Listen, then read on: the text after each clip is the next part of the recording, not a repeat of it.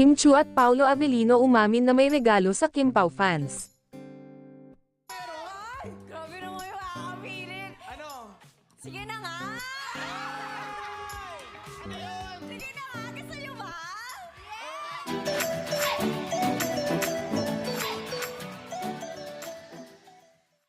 Matapos ang successful show sa Amerika, balik Pinas ulit sina Kim at Paolo.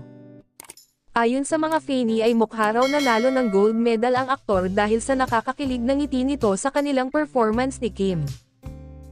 May gagawing movie sina Paolo Avellino at Kim Chiu para ituloy ang pagpapakilig sa kanilang mga fani. Ini-announce ni na Kim at Paolo ang kanilang regalo para sa Kim Pao fans sa It's Showtime, kahapon. Gusto nyo ba? Sige na nga.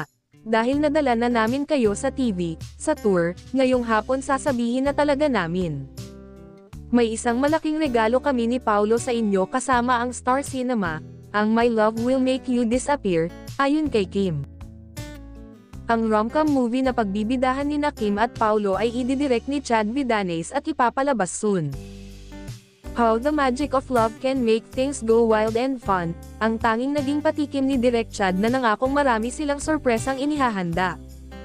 Samantala, napansin ng mga netizen na pina-follow ng mga aktres na sina Kim Chiu at LJ Reyes ang isa't isa sa Instagram. Matatandaan na naging kasintahan noon ng katambal at nolly-link kay Kim na si Paolo Avellino si LJ. Matagal nang hiwalay si LJ kay Paolo, pero mayroon silang anak na si Aki. Sa ngayon, masaya na ang buhay pag-ibig ni LJ sa asawang si Philip Evangelista.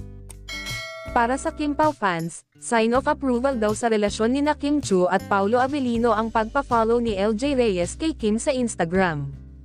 Ikinatuwa yun at ikinakilig ng Kim Pao fans at lalo pa silang kinilig nang i-follow ni Kim si LJ.